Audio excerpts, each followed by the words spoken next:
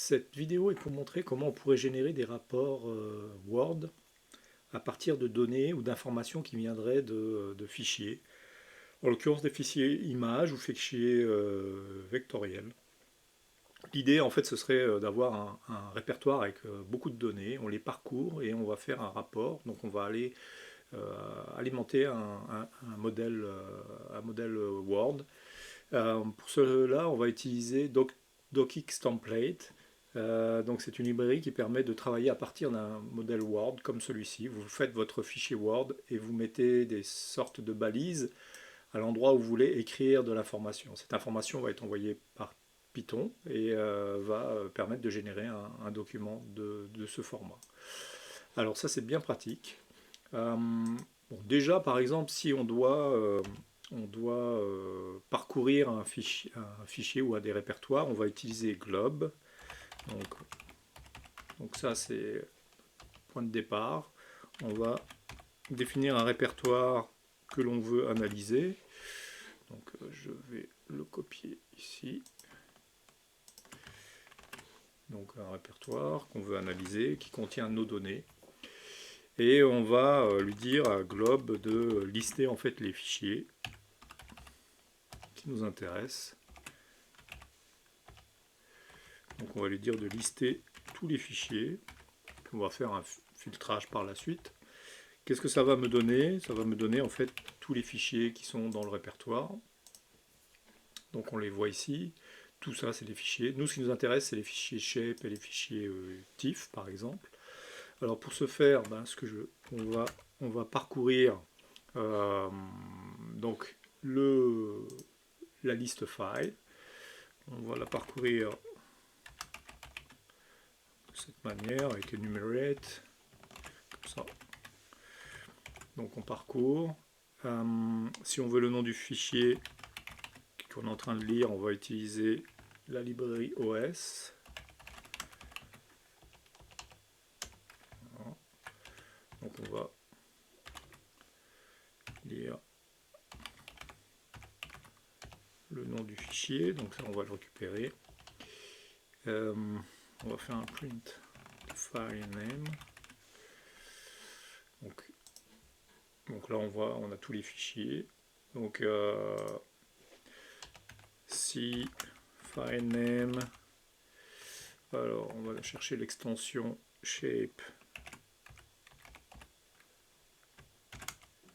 Donc si l'extension se retrouve à la fin, donc on sait qu'on est dans le cas d'un shapefile. On va faire ça comme ça. Faire la même chose pour le TIFF. On va les traiter différemment parce que pour aller chercher les informations de ces deux types de fichiers, on ne va pas utiliser les mêmes librairies. Donc on va faire ça. Juste un fichier. On va continuer par la suite. Donc j'ai bien mes shapes et les TIFF. Donc c'est bon. Quand on veut récupérer de l'information dans un shape, on va utiliser Fiona. Donc on va importer Fiona. Donc déjà, j'essaye de récupérer en fait des informations. Donc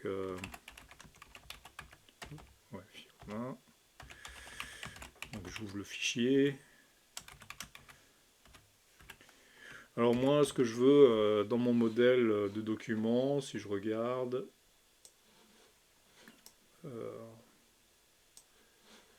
donc le nom du fichier, ici on essaiera de coller une image, on verra, les bornes de l'image, le format et la projection.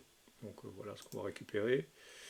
Alors avec Fiona, si on souhaite récupérer le format, on va récupérer le driver, donc on va faire ça comme ça, on récupère le driver.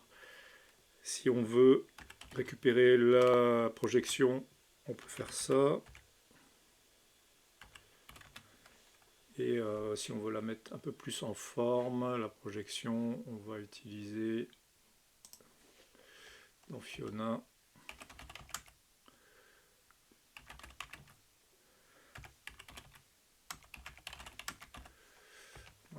on va utiliser toString, ça va permettre de mettre ça en forme.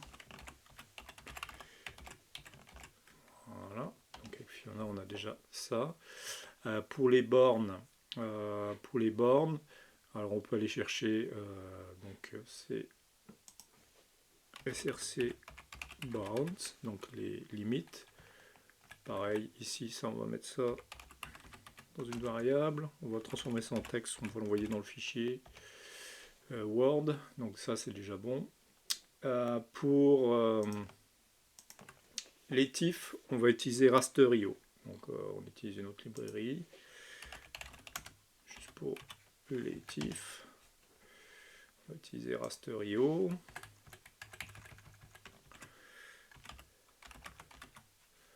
Donc pareil, on ouvre.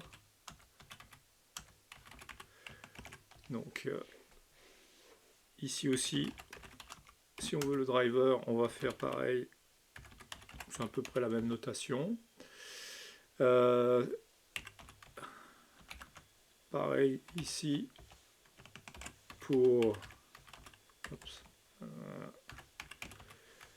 la projection.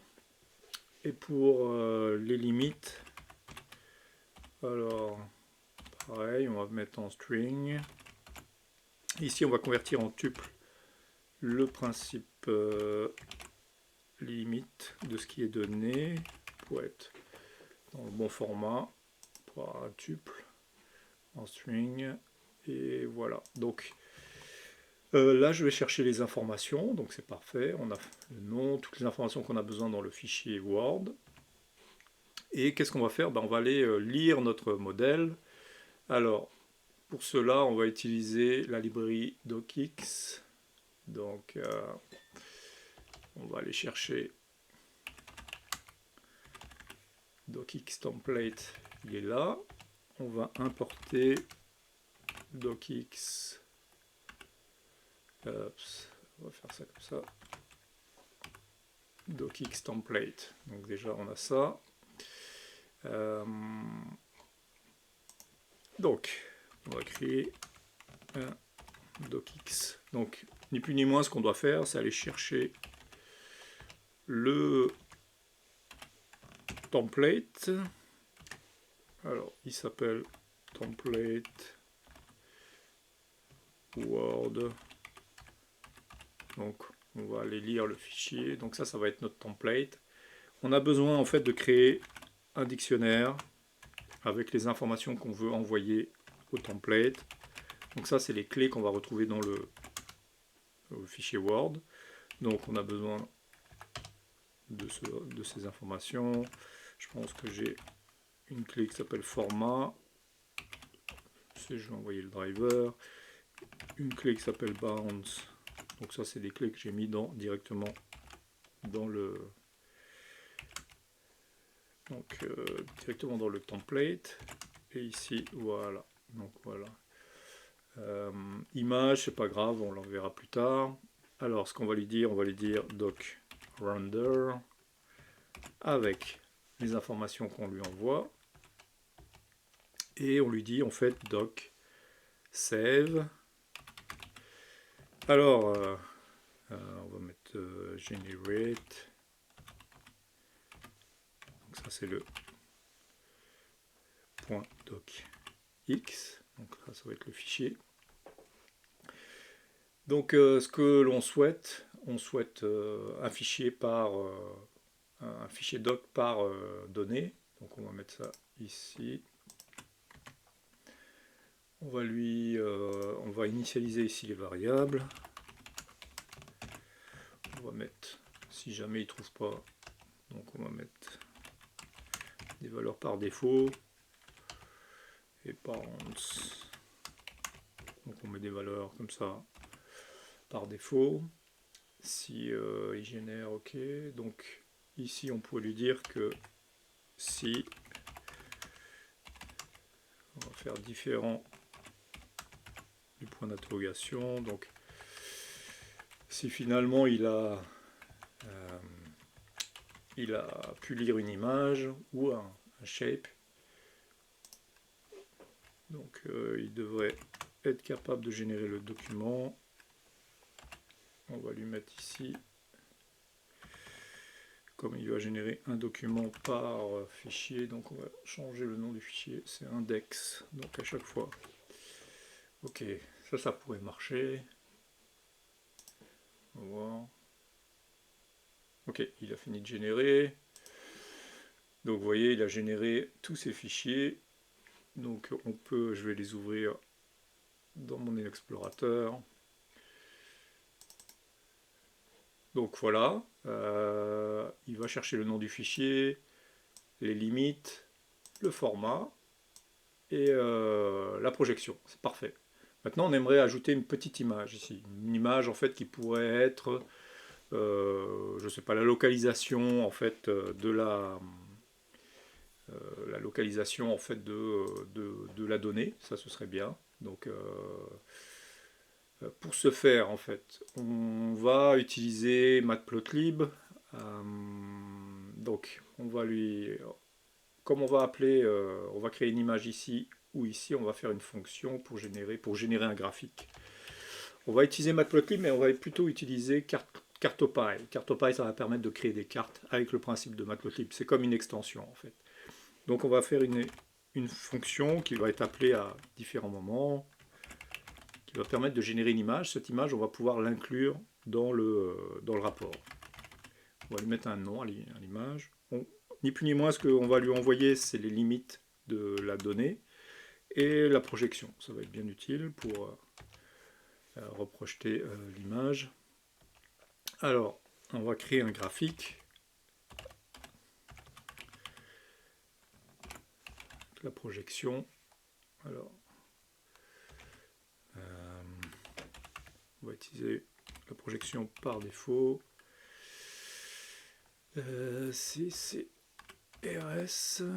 Ok, donc comme on utilise une nouvelle librairie, on va l'importer. Donc on va faire import Cartopy CRS as CCRS. Voilà.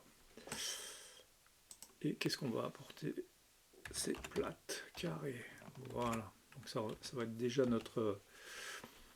Alors, on va aussi importer Matplotlib.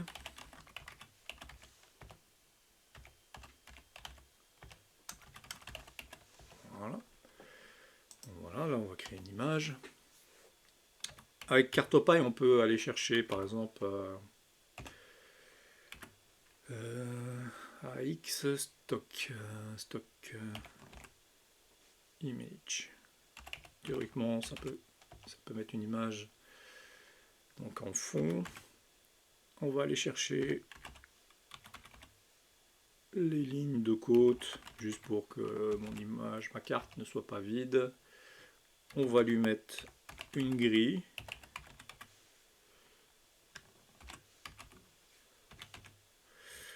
Alors, draw labels.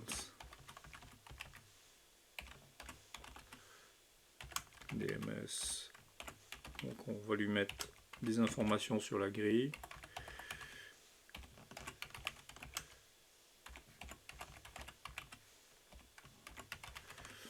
Voilà. Alors, on va récupérer les informations. Comme on envoie les limites sous forme de tuple, on va récupérer les informations sous cette manière. Donc on va juste faire passer ça comme ça.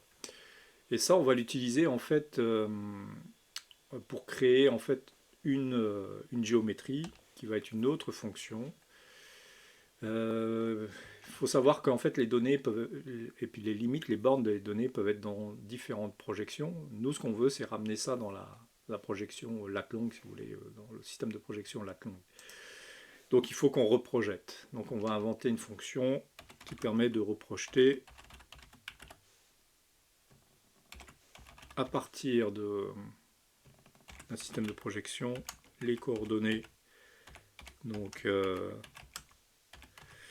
de la boîte englobante. Et qu'est-ce qu'on va faire? On va utiliser ici Shapeli pour créer à partir des points.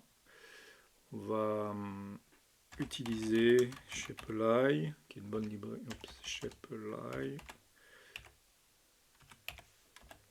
on va définir notre polygone, donc la boîte englobante, sous forme de polygone.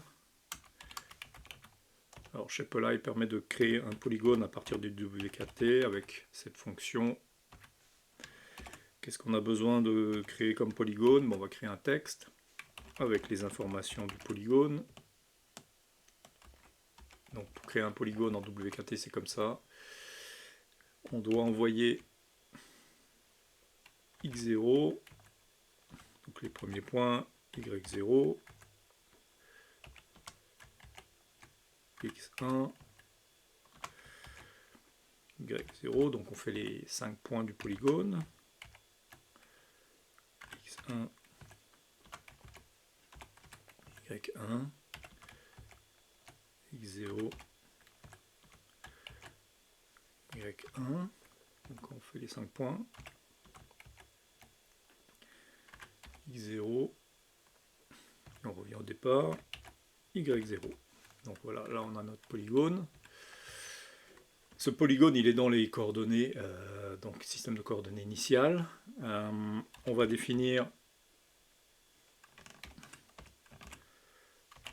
le système de projection source, ni plus ni moins avec PyProj. On va apporter PyProj. Donc ça fait beaucoup de librairies, mais ça fait moins de code par la suite. Donc PyProj, qu'est-ce que ça permet de faire? Ça permet de créer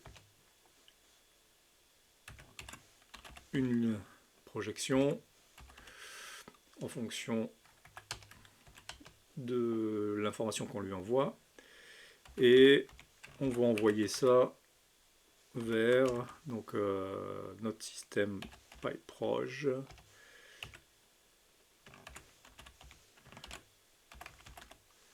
Init. Donc comme je disais, latlang 4326. Voilà, donc là on a ça. On va inventer une transformation avec PyProj.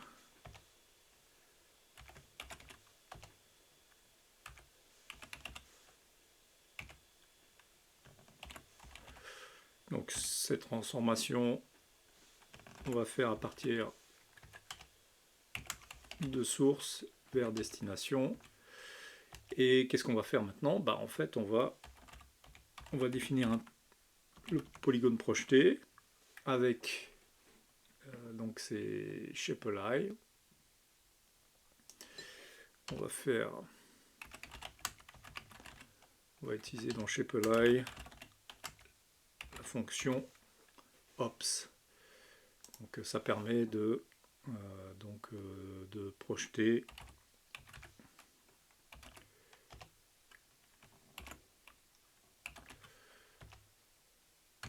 avec la transformation le polygone qu'on a défini ci-dessus, et on va retourner le polygone projeté. Donc ça, cette méthode, c'est simplement pour reprojeter la boîte englobante pour qu'elle se retrouve en fait dans le même système que CartoPy. Donc j'ai défini ici, je reviens à la génération du graphique. Je récupère les bornes de l'image. On va finalement dire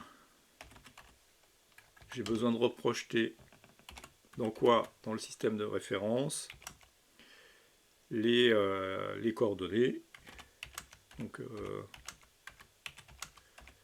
voilà.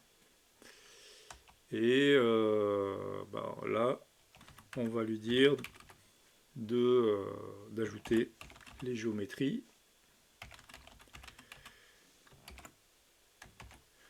Donc c'est mes polygones, mon nouveau polygone.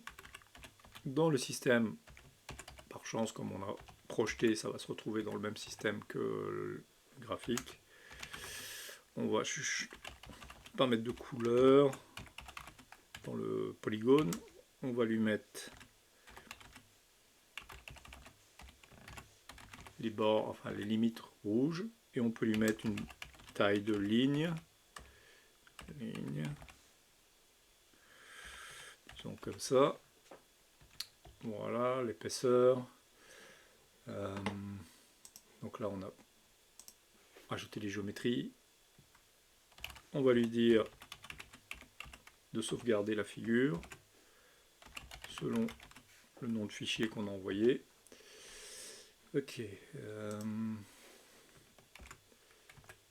Plate carré. Voilà. Et on va, comme on va faire plusieurs graphiques, c'est préférable de fermer pour éviter qu'il y ait une superposition de graphiques. Ok.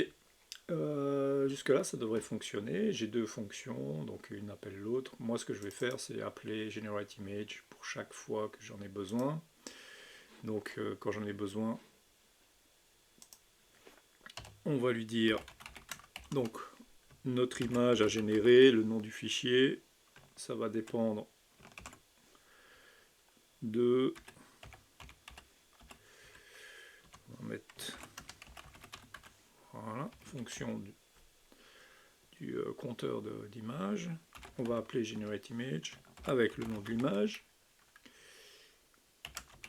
les bornes parce qu'on a besoin des bornes, et la projection en string. Voilà, puis ça on en a besoin aussi en bas.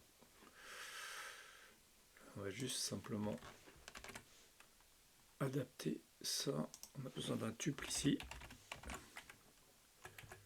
Le reste devrait être bon. Et l'image aussi que je vais générer ici. Voilà. Maintenant il faut que je dise ici d'intégrer l'image. Donc l'image, on va le faire comme ça. On va ajouter une clé au dictionnaire. On a besoin d'utiliser inline, donc image. Donc dans doc ici, inline image, voilà, donc ça c'est ce qu'on a besoin d'utiliser pour déclarer donc l'image ici, voilà, qu'on va intégrer dans le document doc, le nom de l'image, puis on peut lui mettre une taille.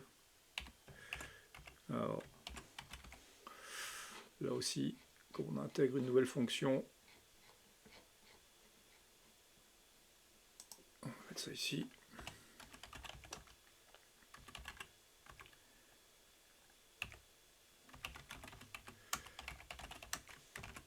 Voilà. Alors, bon, il ne devrait pas y avoir d'erreur, mais on va voir. Donc, c'est des warnings, Shapealike a changé un petit peu, c'est pas grave. On va juste voir si les images sont générées.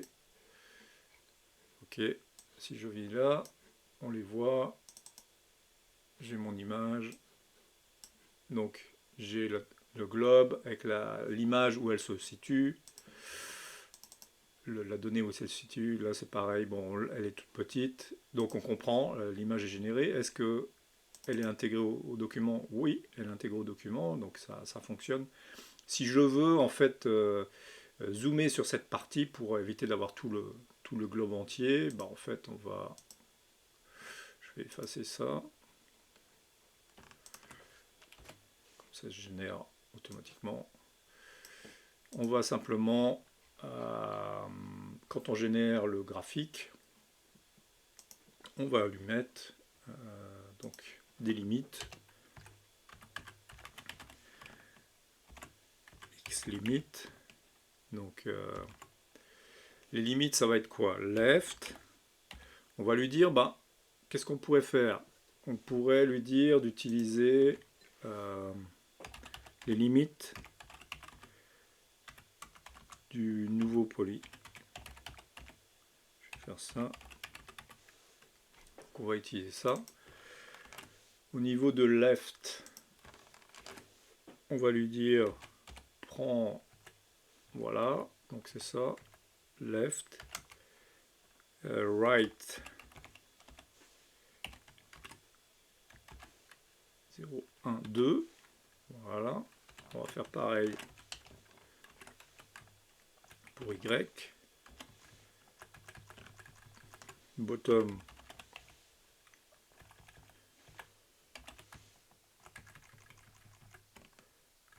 c'est 1. Et top, donc on prend, c'est 2, 3. Non, voilà. Donc voilà, ça on peut le faire. Donc on a, ce que l'on a maintenant, c'est qu'on a les images, donc vraiment coupées net. Alors si on veut, on peut intégrer une sorte de padding. On pourrait dire, rajoute, en fait, -2, on enlève -2 degrés, plus 2.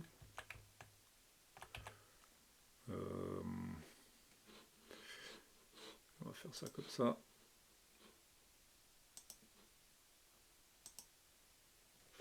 -2, plus 2. Voilà. Donc on va essayer d'intégrer une sorte de padding. Voilà, on a un peu plus, on a un peu plus que l'image ou la donnée. Donc ça fonctionne bien. Donc voilà, on a, tout dépendant de la zone, on pourrait changer ça comme on veut. Voilà ce que ça donne. Donc on a nos données. Donc on génère un template et puis à l'intérieur duquel on met des tags. Et puis ces tags sont remplis avec des informations qui viennent de Python. Donc c'est très pratique si vous devez générer énormément de fichiers, toujours du même style, pour une multitude de données. Ça se fait très bien. Voilà.